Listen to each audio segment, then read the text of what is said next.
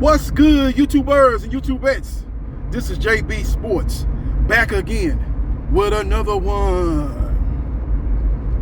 I done a little digging and I done found out what's really going on behind the scenes in regards to Tyson Fury versus Dillian Whyte and why that purse bid keeps getting pushed back, and Anthony Joshua versus Alexander Usyk, the rematch,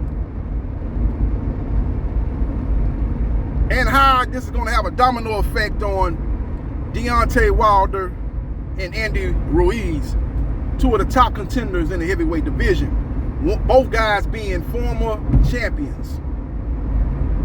Wilder, former WBC heavyweight champion, and Andy Ruiz, former unified heavyweight champion, who held the titles in the WBO, WBC, WBA, lost it in the rematch to Anthony Joshua. Anthony Joshua lost the titles in a fight with Alexander Usyk, and he has been linked to a rematch with Alexander Usyk due to the fact that he had a rematch clause going into the first fight. Never mind the fact that that was a mandatory, and why in the hell was it a rematch clause in the first place in the mandatory fight? But his promoter, being Eddie Hearn, is the king of the rematch clauses. He had rematch clauses in Dillian Whyte fights, and Dillian Whyte wasn't even no real champion. He was an interim champion, and he had rematch clauses in fights with Alexander Povetkin, and I'm sure he probably had rematch clauses in other fights prior to that. But with all that being said, man, this is what I'm hearing. The reason why that fight keeps getting pushed back, that fight being Tyson Fury and Dillian Whyte, is because Saudi Arabia wants to put on Undisputed. The same investor was trying to lock down a fight between Fury versus Joshua, but that fight fell by the wayside when the arbitrator ruled that Fury must go forward with his third fight with Deontay Wilder. He was contractually obligated to give Deontay Wilder the third fight. Those same investors are gung-ho on trying to make Fury take on Usyk for Undisputed.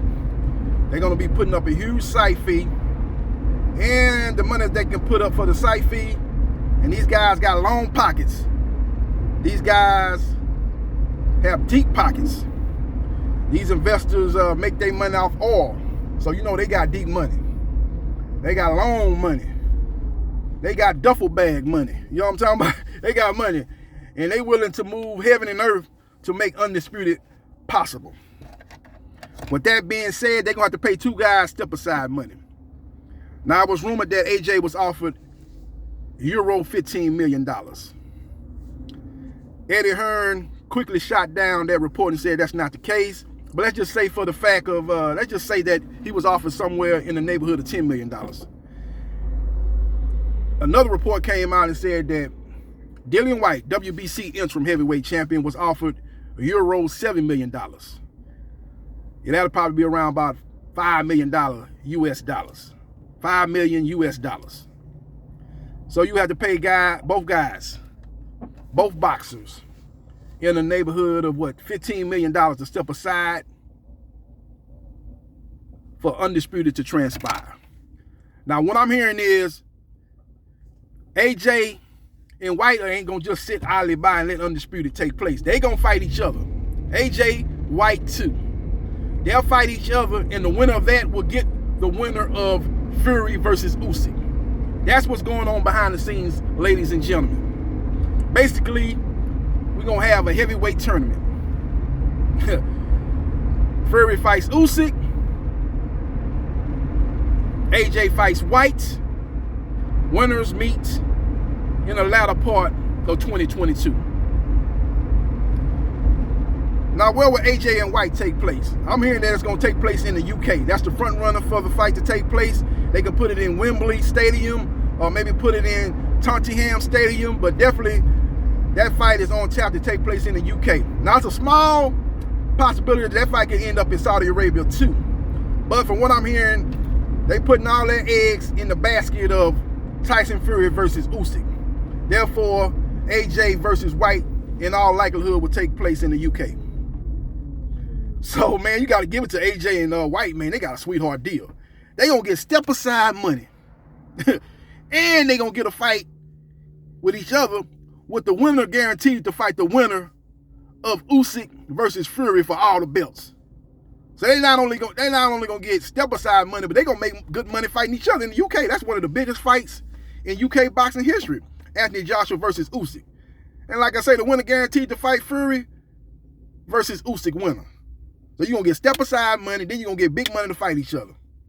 Man, that's a good deal, man. That's a good deal. Now the only caveat I can say, only thing I can say that maybe is a little obstacle for this fight, I don't think it's a major obstacle, is AJ is in the process of getting a new trainer. He might have already got a new trainer he's working with, but I know he either just got a new trainer or in the process of getting a new trainer. Would you want to be working on new things in the gym and, you know, trying new fighting styles and new stances, and then you're about to get involved in a fight with Joshau-Whyte? And I know that's much more tougher puzzle to solve, in my opinion, than Alexander Usyk, you know, what you're trying to work with a new trainer, but it's still a difficult fight, man. Joshau-Whyte is a tough fighter. He's not technically sound as Alexander Usyk. He don't have the defensive skills, or he ain't on the defensive level of Alexander Usyk, but he's a guy that's one of the hardest punchers in the heavyweight division. His boxing skills has improved over the years. He's a guy has a great left hook, one of the best left hooks in the heavyweight division. And to me, he's a guy that's more of a dog than AJ. So that's a dangerous fight, but it's a more winnable fight if you're working with a new trainer, learning new things, than a fight involving Alexander Usyk. So we will see what happens, and we will see what transpires, but that's what my intel is telling me, man. They're trying to set the stage for basically a heavyweight tournament with AJ versus White in the UK, and Undisputed taking place in Saudi Arabia, Tyson Fury versus Alexander Usyk. Now the domino effect as far as American heavyweights, and the top two American heavyweights are Deontay Wilder and Andy Ruiz. I believe they'll set the stage for Deontay Wilder to take on Andy Ruiz in a big pay-per-view fight on Fox sometime in the late spring, early summer. That's if Deontay Wilder decides to continue fighting. Now, there's been a lot of rumors swirling, a lot of whispering in ears saying that Deontay Wilder is seriously considering retiring. From what I'm hearing, I don't think that's the case. Now, I know he did an interview with Kevin Hart. The interview where they be in the hot tub. That's a podcast that Kevin Hart has. He interviews different celebrities and different entertainers and different athletes. And he does a good job of that, man. I check it out on my phone time to time when I see it on my phone. And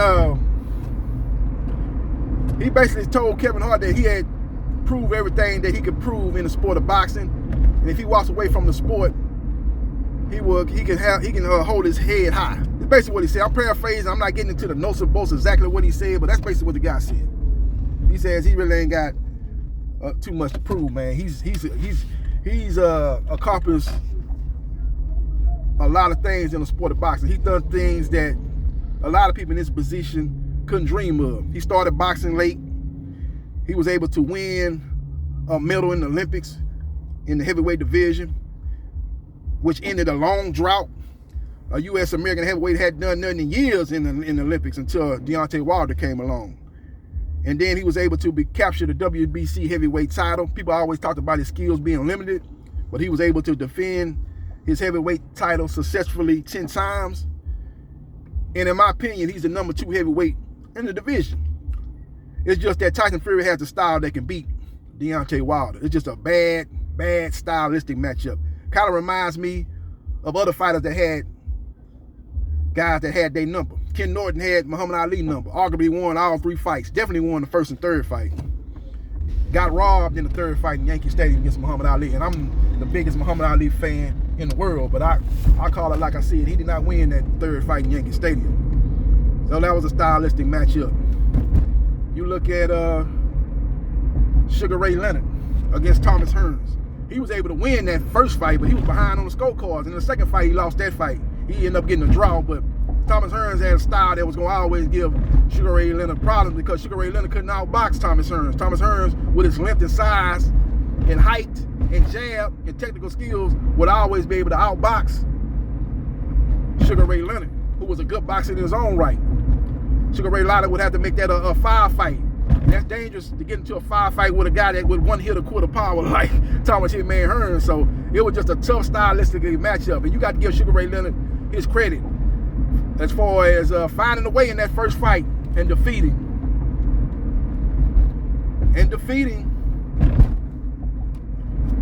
Thomas the Hitman Hearns. With all that being said, that's what I'm hearing through the grapevine, that they're trying to set the stage for a heavyweight tournament involving Tyson the Gypsy King Fury taking on Alexander Crazy Eyes Usyk, and Anthony Joshua, nicknamed AJ, taking on Dillian the Body Snatcher White. So we will see what happens. We will see what transpires. Therefore, that will set the stage. The ripple effect will set the stage for Deontay Wilder to take on Andy Ruiz. That's basically going to be an elimination fight there, because whoever loses that fight going to be way in the back of the line as far as trying to secure a title fight. Because the winner of that fight going to have to wait, but the loser of that fight, they almost need to retire. The loser of that Wilder Ruiz fight, if they want to try to become champion again, they might gonna have to seriously think about retiring. Whoever lose that fight, they're gonna be so far in the back of the line. You still got Joyce. He's gonna be getting his title opportunity, and you got other fighters that are coming up through the rankings, man. Daniel Dubois, if he gets a WBA regular version of the title, he's gonna be in prime position to fight for the WBA full title. So whoever loses that fight is gonna be on the back burner in the heavyweight title picture. That being Deontay Wilder versus Andy Ruiz. Now, Deontay Wilder decides to do, if he decides to retire, then I think we will see Andy Ruiz versus Luis King Kong Ortiz. I think that's the case. Ortiz knows at this point in his career that he's not going to probably be in the picture for a title shot, I don't think. But if he gets a win over Ruiz, and him being at the advanced age of he's about 45? At least 45 plus. He's somewhere in that 45, 46 age, I believe. And he's looking for the big money fight. So, if he can get a title opportunity, that'll be icing on the cake. But the position he's in, man, he's looking for big fights, man. And if a title shot comes along the way, and the only person I see probably will give Luis Ortiz a title opportunity would be Tyson Fury. He's a fighter they can sell on ESPN pay-per-view. Fury promoters Bob Arum has said that here recently. So if Tyson Fury becomes undisputed, then he might be able to get an opportunity against Tyson Fury. But that's still way down the road, because Tyson Fury is going to have to not only defeat Usyk, but he's going to have to defeat the Anthony Joshua versus Dillian White winner. Who's to say if that fight might not be a 2-fight deal? Say Joshua beats Joshua beats White, and Fury beats Usyk. I wouldn't be surprised if Fury and Joshua go into negotiations and they negotiate a 2-fight deal. That would further push back an opportunity for whoever comes out on top in that Deontay Wilder, Andy Ruiz, Luis King Kong Ortiz scenario. Whoever comes out on top out of those 3 guys, whether it be Deontay Wilder versus Andy Ruiz or Andy Ruiz versus Luis King Kong Ortiz. So that's where we stand in the heavyweight division. The picture is still fuzzy. I still hold strong in my stance that this will not come to fruition, but that's what they're trying to get done. I still believe that the fight will go to purse bid. That fight involving Tyson Fury and Dillian White. Eddie Hearn will win the purse bid, and Fury and his team will have to make a decision to fight Dillian White under Matchroom Boxing on the Zone, or vacate the belts, and defend their Ring Magazine and lineal titles against Robert Helenius. Therefore, Dillian White will get the WBC title that he's been after for 565 days, and he will be ordered to defend it against #1 contender in the WBC, Deontay Wilder. If Wilder declines for whatever reason, next highest ranked guy will be Andy Ruiz. If he declines for whatever reason, then I think you have Joyce available in a very significant big fight involving White versus Joyce. And that'd be a very exciting fight. That'd be a good fan-friendly heavyweight title fight. Very action-packed. That fight kind of remind me of, you remember that fight between Ron Lyle against Ernie Shavers. Go back and watch that fight. One of the greatest heavyweight fights in history that they don't talk about. Now, you talk about greatest heavyweight title fights in heavyweight history. You talk about the Thriller in Manila, Ali Frazier 3, and then you can talk about Tyson Fury, Deontay Wilder 3. But you just talking about great heavyweight fights. Go back and look at Ron Lyle versus Ernie Shavers. And go back and look at George Foreman versus Ron Lyle. And I think Dillian White versus George Joyce could be a poor man's version of those two fights. Let me just say it like that. So we will see what happens, and we will see what transpires. Let me know your thoughts about the heavyweight picture, the heavyweight scenarios that I just put forward in this video. How do you think it's going to play out? Let me know your thoughts. Hit the like button and subscribe to JB Sports, and share this video with other people and help me grow my channel. And subscribe to JB Sports, the man, the myth, the legend.